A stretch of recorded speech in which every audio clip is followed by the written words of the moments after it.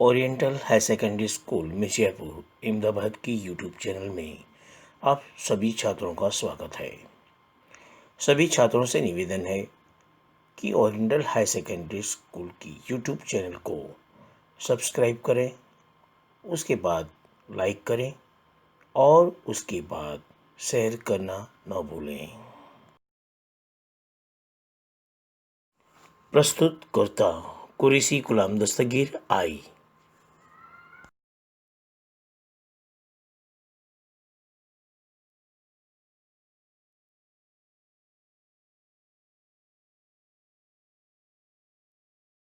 कक्षा 10 विषय हिंदी।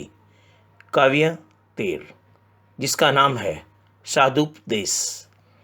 इसके कवि हैं काका हाथरसी और साहित्य प्रकार है हास्य व्यंग। आज हम उसकी चर्चा करने वाले हैं।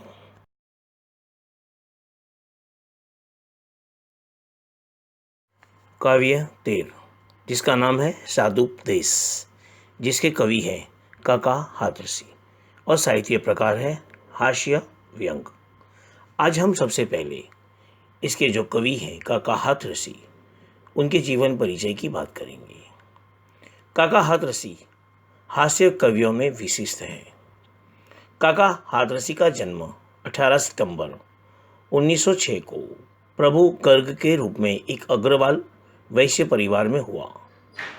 काका ने स्वयं लिखा है, दिन 18 सितंबर अग्रवाल परिवार, 1906 में लिया काका ने अवतार। काका के पुरखे गोकुल महावन से आकर हाथरस में बस गए थे। उन्होंने हाथरस में बर्तन विक्रय का काम प्रारंभ किया। काका के पितामह श्री सीताराम जी ने अपने पिता का व्यवसाय जारी रखा। परिवार में संपत्ति का बंटवारा हुआ तो काका ने पिता श्री शिवलाल गर्ग को एक बर्तनों की दुकान पर मुनीमी करनी पड़ी। वह 1906 का समय था जब प्लेग की भयंकर बीमारी ने हजारों घरों को उजाड़ दिया था। काका का परिवार भी इस महामारी से अछूता न रह सका। काका केवल 15 दिन के थे कि प्लेग के कारण उनके पिता का निधन हो गया। 20 वर्षीय माँ बर्फी देवी इस वज्रपात से व्याकुल व चिंताग्रस्त हो गई। काका के बड़े भाई की भजनलाल उस समय मात्र 2 बरस के थे। पिताजी हाथरस में एक छोटे से मकान के अतिरिक्त कोई संपत्ति न छोड़ सके कि जिसमें माँ अपनी जीवन यापन कर पाती। वह अपने बच्चों को लेकर अपने मायके इगलास चली गई, जहाँ इनके भाइयों ने पूरी सहायता की और काका व उनका भाई सब ननिहाल का अंग बन गए। माँ को यहाँ भी मानसिक शांति न मिली और एक दिन वे अपने पति द्वारे छोड़े हाथरस वाले मकान में आ पहुंची। उधर बहन की सहायता हेतु काका के मामा ने आर्थिक व्यवस्था कर दी और वे 8 रुपये प्रति माह भेजने लगे और हर सप्ताह अपनी बहन की कुशल क्षेत्र जानने हाथरस आ जाते। जब काका 10 वर्ष के हो गए तो मामा ने उन्हें अपने पास पढ़ने को इगलास में ले गए। काका ने इगलास में अपनी पढ़ाई पूरी करने के बाद नौकरी की व उन्हें 6 रुपये प्रति माह की पहली नौकरी मिली, जहां उन्हें अनाज की बोरियां व उनके वजन का हिसाब रखना होता था। 1946 में काका की कचहरी उनकी पहली पुस्तक प्रकाशित हुई। इस पुस्तक में काका की रचनाओं के अतिरिक्त कोई अन्य हास्य कवियों की रचनाओं को भी संकलित किया गया था। काका को जब तक हास्य कवि सम्मेलनों में प्रसिद्धि पाने लगे थे और काका की दाढ़ी भी लोकप्रिय हो चुकी थी। काका ने स्वयं अपनी दाढ़ी महिमा का बखान इस प्रकार किया, काका दाढ़ी साखिए बिन दाढ़ी मुखसुन, जो मसूरी के बिना व्यर्थ देहरादून। व्यर्थ देहरादून इसी से नर की शोभा, दाढ़ी से है प्रगति कर गए संत विनोबा। मुन विशिष्ट यदि दाढ़ी मुंह पर नहीं रखाते तो क्या भगवान राम के गुरु बन जाते। ये इन्होंने दाढ़ी की महिमा जो है वो इस प्रकार बखान की। 1957 में पहली बार काका दिल्ली के लाल किले में आयोजित कवि सम्मेलन में काका को आमंत्रित किया गया। सभी आमंत्रित कवियों से आग्रह किया गया था कि वे क्रांति पर कविता करें, क्योंकि सन 57 की शताब्दी मनाई जा रही थी। अब समस्या यह थी कि काका ठहरे हास्य कवि, अब वे क्रांति पर क्या कविता करें। क्रांति पर तो वीर रस में ही कुछ हो सकता था। जब कोई प्रसिद्ध वीर रस के कवियों की कविता पाठ के बाद काका का नाम पुकारा गया तो काका ने मंच पर क्रांति की बिगुल कविता सुनाई। काका की कविता ने अपना झंडा ऐसा गाड़ा कि सम्मेलन के संयोजक गोपाल दास व्यास ने काका के गले लगाकर मुक्त कंठ से उनकी प्रशंसा की व सराहना की। इसके बाद काका हास्य कवि के ऐसे ध्रुव तारे बने कि आज तक जमे हैं। 18 सितंबर को जन्म लेने वाले काका हाथरसी का निधन भी 1955 में 18 सितंबर को ही हुआ। काका हाथरसी की हास्य काव्य की कुछ बात कर दूं। पहली है अनुशासनहीनता और भ्रष्टाचार पे। बिना टिकट के ट्रेन में चले पुत्र बलवीर, बिना टिकट के ट्रेन में चले पुत्र बलवीर, जहाँ मुड़ आया वहीं खींच ली जंजीर, जहाँ मुड़ आया वहीं खींच ली जंजीर, खींच ली जंजीर बने गुंडों के नक्कू, खींच ली जंजीर बने गुंडों के नक्कू, पकड़े टीटी गाड़ उन्हें दिखलाते चाकू, पकड़े टीटी गाड़ उन्हें दिखलाते चक्कू, गुंडागर्दी भ्रष्टाचार बड़ा दिन दूना, गुंडागर्दी भ्रष्टाचार बड़ा दिन दूना। आगे भारत माता के ऊपर है, वंदन कर भारत माता का गणतंत्र राज्य की बोलो जय, वंदन कर भारत माता का गणतंत्र राज्य की बोलो जय, काका का दर्शन प्राप्त करो सब पाप ताप हो जाए श्रेय, काका का दर्शन प्राप्त करो सब पाप ताप हो जाए श्रेय। मैं अपनी त्याग तपस्या से जनगण को मार्ग दिखाता हूँ, मैं अपनी त्याग तपस्या से जनगण को मार्ग दिखाता हूँ, है कमी अन्न की इसलिए चमचम रसगुल्ले खाता हूँ, है कमी अन्न की इसलिए चमचम रसगुल्ले खाता हूँ। आगे उनके दोहे हैं, अंग्रेजी से प्यार है हिंदी से परहेज, अंग्रेजी से प्यार है हिंदी से परहेज, ऊपर से है इंडियन भीतर से अंग्रेज, अंदर से है ऊपर से है इंडियन भीतर से अंग्रेज, अंतरपट में खोज ये छिपा हुआ है खोट, अंतरपट में खोज ये छिपा हुआ है खोट, मिल जाएगी उनकी, मिल जाएगी आपको बिल्कुल सत्य रिपोर्ट, मिल जाएगी आपको बिल्कुल सत्य रिपोर्ट। अंदर काला हृदय है ऊपर गोरा मुख, अंदर काला हृदय है ऊपर गोरा मुख, ऐसे लोगों को मिले परनिंदा के सुख, ऐसे लोगों को मिले परनिंदा के सुख। आगे भारत के ऊपर कहा है, सारे जहाँ से अच्छा है इंडिया हमारा, सारे जहाँ से अच्छा है इंडिया हमारा, सारे जहाँ से अच्छा है इंडिया हमारा, हम भेड़ बकरी इसके यह गवारिया हमारा, हम भेड़ बकरी इसके यह गवारिया हमारा। सत्ता की खुमारी में आज़ादी सो रही है, सत्ता की खुमारी में आज़ादी सो रही है, हड़ताल क्यों है इसकी पड़ताल हो रही है, हड़ताल क्यों है इसकी पड़ताल हो रही है। लेकर के कर्ज खाओ यह फ़र्ज है तुम्हारा, लेकर के कर्ज खाओ यह फ़र्ज है तुम्हारा, सारे जहाँ से अच्छा है इंडिया हमारा, सारे जहाँ से अच्छा है इंडिया हमारा।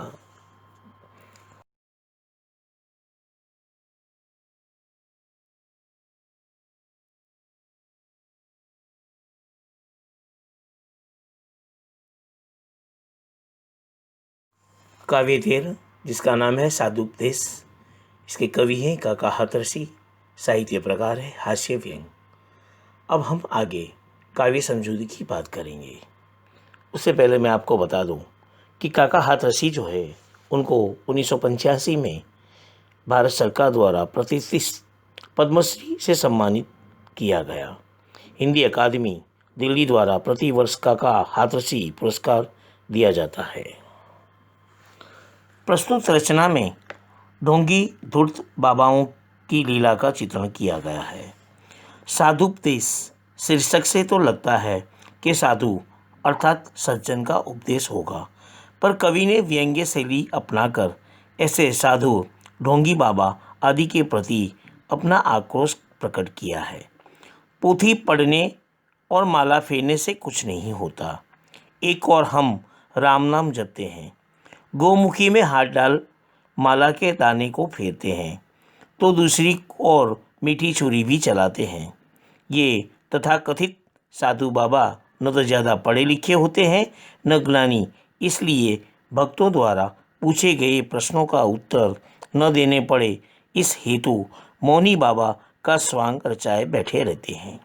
वे मौन रहकर जीव जगत और माया संबंधी असंगत बातें, मन गढ़ंत बातें किए जाते हैं।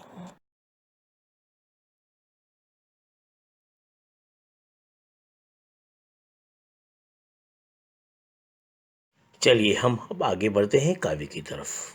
काव्य नंबर 3, जिसका नाम है साधुपदेश, जिसके कवि हैं काका हाथरसी और साहित्य प्रकार है हास्य व्यंग। चलिए काव्य की शुरुआत करते हैं। आइए प्रिय भक्तगण, उपदेश कुछ सुन लीजिए, पढ़ चुके हैं बहुत पोथी, आज कुछ गुन लीजिए। इस काव्य पंक्तियों में आप स्क्रीन पर देख सकते हैं जो जो शब्दार्थ हैं, उस शब्दार्थ के नीचे मैंने अंडरलाइन की गई है, लाइन जो है खींची गई है। चलिए सबसे पहले हम शब्दार्थ को समझ लें, उसके बाद काव्य की समझौती की तरफ आगे बढ़ेंगे। भक्तगण, इसका अर्थ होता है भक्त लोग। उपदेश, इसका अर्थ होता है हित की बात, सीख। पोथी, इसका अर्थ होता है ग्रंथ, पुस्तक। गुण, इसका अर्थ होता है गुण। चलिए अब हम आगे इस काव्य को समझें। आइए प्रिय भक्तगण, उपदेश कुछ सुन लीजिए, पढ़ चुके हैं बहुत पोथी, आज कुछ गुण लीजिए। कवि काका हाथरसी कहना चाहते हैं कि ढोंगी साधु अपने भक्तों को उपदेश देते हुए कहते हैं कि आप लोगों ने यूँ तो अनेक ग्रंथ और अनेक पुस्तकें पढ़ी होंगी, आज आप मेरे भी कुछ गुण ले लीजिए।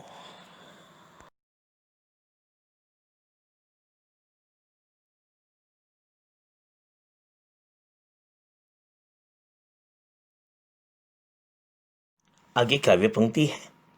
हाथ में हो गोमुखी, माला सदा हिलती रहे, नम्र ऊपर से बने, भीतर छुरी चलती रहे। यहाँ पर भी जो शब्दार्थ है उस शब्दार्थ के नीचे लाइन खींची गई है। चलिए सबसे पहले हम शब्दार्थ को समझें। गोमुखी, इसका अर्थ होता है जिसमें माला रखकर नाम स्मरण किया जाता है। माला, गोलाकार पिरोए हुए तुलसी के मण के। नम्र, इसका अर्थ होता है विनम्र। छुरी चलना, इसका अर्थ होता है कपट करना। इस काव्य पंक्तियों को आगे समझाते हुए कवि काका हाथरसी कहना चाहते हैं कि आप अपने हाथ में हमेशा माला लेकर गोमुखी में उसे फिराते रहिए, ताकि लोगों को यह लगे कि आप ईश्वर के नाम का जप करते रहते हैं। इसके अलावा ऊपर से आप ऐसा दिखावा करते रहिए कि आप बहुत विनम्र हैं, लेकिन अंदर से आप छल कपट करने से मत चूकिए। यहाँ पर आप स्लाइड के अंदर चित्र देख सकते हैं। गौमुखी, उसका भी चित्र दिया हुआ है, माला, उसका भी चित्र दिया हुआ है, और छुरी, उसका भी चित्र यहाँ पर दिया है। आप उसको देख सकते हैं।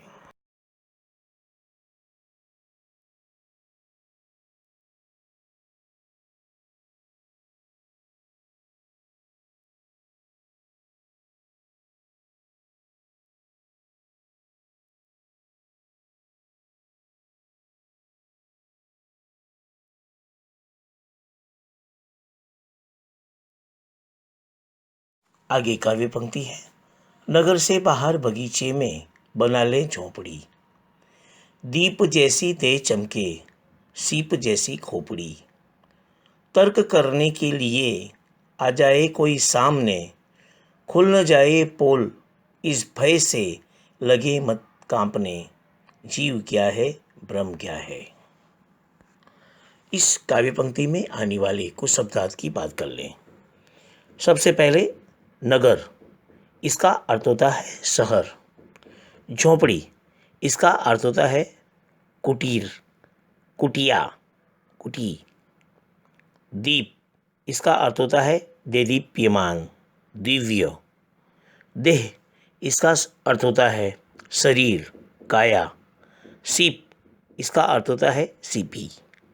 खोपड़ी, इसका अर्थ होता है सिर। तर्क, इसका अर्थ होता है दलील।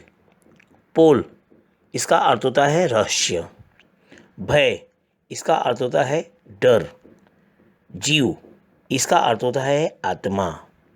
ब्रह्म, इसका अर्थ होता है परमात्मा, ईश्वर। यहाँ पर मुहावरा भी आता है, पोल खोलना। इस मुहावरे का अर्थ होता है रहस्य प्रकट करना या दोष उजागर करना। इसको वाक्य में प्रयोग किया जाए तो आप ऐसे ही वाक्य में प्रयोग कर सकते हैं। चुनाव में खड़े हुए युवा उम्मीदवार ने भ्रष्ट वयोवृद्ध नेता की पोल खोल दी। चलिए काव्य को समझें।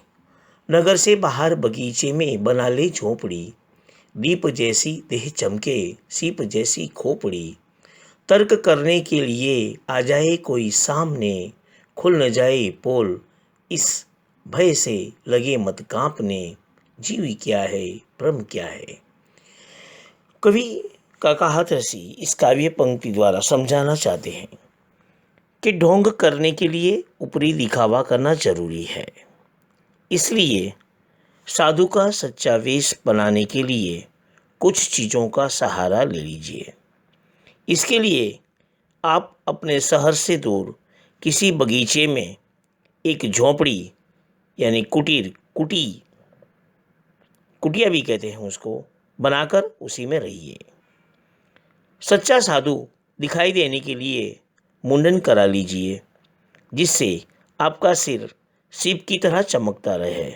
सीप जो होता है वो कोड़ी होती है, जो यहाँ पर आप चित्र में भी देख सकते हैं। शरीर का भी चंदन आदि से श्रृंगार करते रहें, श्रृंगार यानी शोभा, ताकि आपका शरीर चमकता हुआ दिखाई दे।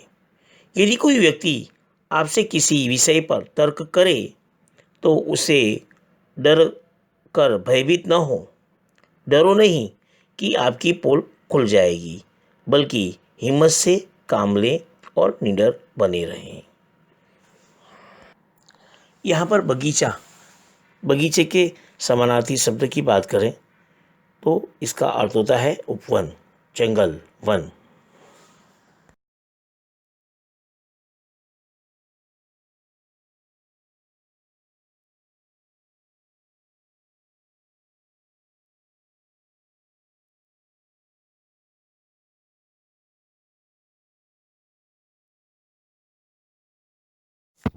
आगे काव्य की बात करेंगे। तू कौन है मैं कौन हूँ, स्लेट पर लिख दो महोदय। आजकल मैं मौन हूँ, धर्म संकट शीघ्र ही इस युक्ति से कट जाएंगे। सामने से तार्किक विधान सब हट जाएंगे। इस काव्य पंक्ति में आने वाले शब्दार्थ की बात कर लें। मौन, इसका अर्थ होता है चुप रहना। मुनियों का व्रत यानी ऋषि मुनि जो व्रत रखते हैं उसे कहेंगे मौन व्रत। धर्म संकट, इसका अर्थ होता है ऐसी स्थिति जिसमें धर्म का पालन करना कठिन हो। युक्ति, इसका अर्थ होता है तरकीब। तार्किक, इसका अर्थ होता है तर्कशास्त्र का जानकार। चलिए इसकी काव्य समझूती को समझ लें। तू कौन है मैं कौन हूँ, स्लेट पर लिख दो महोदय। आजकल मैं मौन हूँ, धर्म संकट शीघ्र ही इस युक्ति से कट जाएंगे। सामने से तार्किक विधान सब हट जाएंगे। इस काव्य पंक्तियों में कवि काका हाथरसी कहना चाहते हैं कि यदि कोई व्यक्ति आपसे इस विषय पर तर्क करने के लिए जीव, जगत और माया क्या होती है, परमात्मा क्या है, आप कौन हैं, मैं कौन हूँ, तो आप बिल्कुल मत घबराइए, कुछ मत बोलिए, केवल एक स्लेट पर यह लिखकर उसे दिखा दीजिए कि आजकल आपका मौन व्रत चल रहा है, इसलिए आप तर्क वितर्क नहीं कर सकते। इस उपाय से आप एकदम मुक्त हो जाएंगे। तर्क करने वाले अपने आप वहाँ से चले जाएंगे। आप इस स्लाइड में देख सकते हैं कि कहा जाता है कि आजकल मैं मौन हूँ, और धर्म संकट की चित्र भी आप यहाँ पर देख सकते हैं।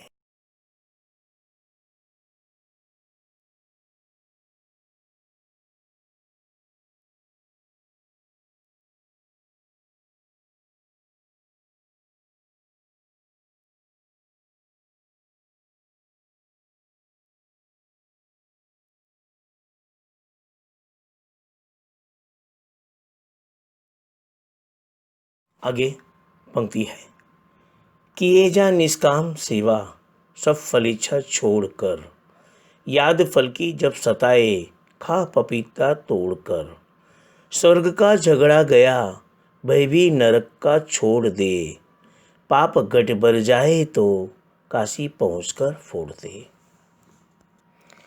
इस काव्य पंक्तियों में आने वाले कुछ शब्दार्थ की बात कर लें। निष्काम, इसका अर्थ होता है निरपेक्ष।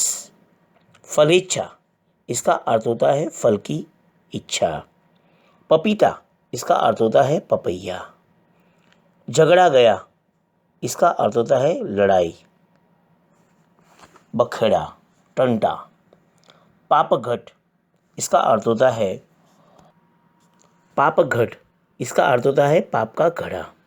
झगड़ा गया, इसका अर्थ होता है चिंता नहीं। काशी, ऐसे तो काशी जिसको हम बनारस भी कहते हैं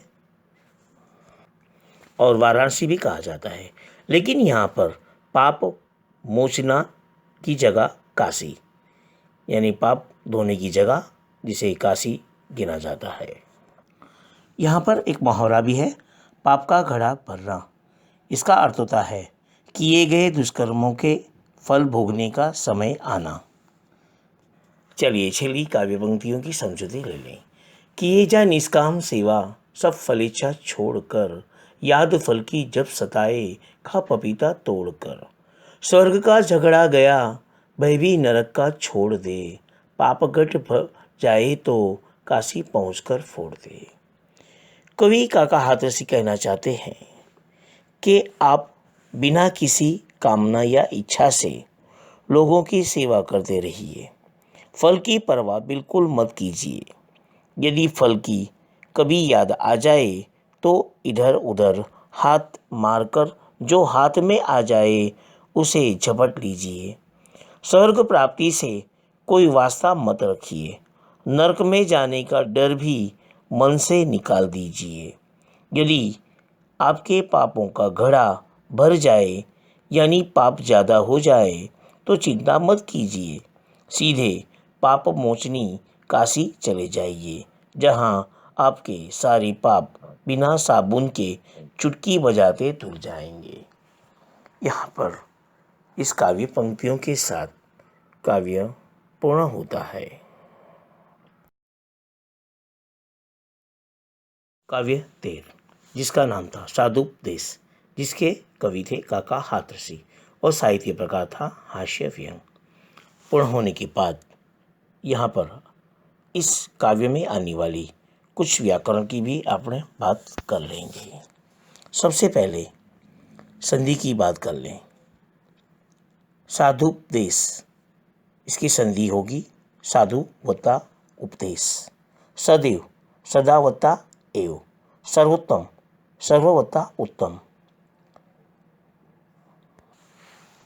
निष्काम, निह वता काम, फलेच्छा, फल वता इच्छा। यहाँ पर कुछ समास के प्रकार की भी बात कर लें। भक्तगण, तत्पुरुष समास। गोमुखी, बहुव्रीहि समास। धर्म संकट, कर्मधारय समास। निष्काम, बहुव्रीहि समास। महोदय, बहुव्रीहि समास। इस काव्य में आने वाले शब्द समूह के लिए एक शब्द की भी बात कर लें। सच्चिदानंद जगत का मूल तत्व, जिसका नाम होगा ब्रह्म। न बोलने का व्रत, मौन। धर्म रक्षा के बारे में उलझन, धर्म संकट। जिसमें कोई इच्छा न हो, निष्काम। गाय के मुख जैसी, गौमुखी। नाम जपने का साधन, माला। यहाँ पर कुछ भाववाचक संज्ञाओं की भी बात कर लें। नम्र, नम्रता। कांपना, कंपन। गुणी, गुण। भयभीत, भयभीति। पढ़ना, पढ़ाई। बहुत, बहुतायत। चमकना, चमक। शीघ्र, शीघ्रता। विधान, विधता। कुछ कर्तुवाचक संज्ञा की भी बात कर लें। सुनना, श्रोता। लिखना, लेखक। तर्क, तार्किक। उपदेश, उपदेशक। धर्म, धार्मिक। झगड़ा, झगड़ालू। सेवा, सेवक। इच्छा, इच्छुक। पाप, पापी। पोथी, पोथकी। झोंपड़ी, कुटिया। बगीचा, बगार। सिद्र, शिकर। झगड़ा, झगड़ी। इस काव्य में आने वाले कुछ विलोम शब्दों की भी बात कर लें। प्रिय, अप्रिय। सदा, क्वचित। नम्र, उद्दंड। ऊपर, नीचे। भीतर, बाहर। झोंपड़ी, महल। भय, निर्भयता। शीघ्र, विलंब। विधान, मूर्ख। निष्काम, सकाम। स्वर्ग, नरक। पाप, पुण्य। मौन, मुखर। प्रिय, अप्रिय। नम्र, उद्दंड। झोंपड़ी, महल। विधन, मूर्ख। निष्काम, सकाम। यहाँ इस काव्य में एक कहावत भी है, कठनी और करनी में अंतर होना। इसका अर्थ होता है मुख में राम, बगल में छुरी। विश्लेषण की भी बात कर लें, विशेषण की भी बात कर लें। स्वर्ग, स्वर्गीय। चमक, चमकीला। तर्क, तार्किक। धर्म, धार्मिक। देह, देहिक। नगर, नागरिक। इसके साथ इस काव्य में आने वाला व्याकरण का हिस्सा भी पूर्ण होता है। अब आपको गुरु कार्य करना है। गुरु कार्य के अंदर जो मैंने आपको शब्दार्थ समझाए हैं, उस शब्दार्थ को विलोम शब्द, संधि विग्रह, समास के प्रकार और शब्द समूह के लिए शब्द, मुहावरे और कहावत, कर्तवाचक संज्ञा, भाववाचक संज्ञा, विशेषण, ये सब व्याकरण के प्रश्न लिखकर स्वाध्याय के प्रश्नों के उत्तर जो आपकी पाठ्य पुस्तक में दिए गए हैं, वो सब आपको स्वाध्याय के पाठ्य पुस्तक के प्रश्न के उत्तर लिखकर रखना है। समय आने पर ये गृह कार्य जो है वो जांचा जाएगा। धन्यवाद।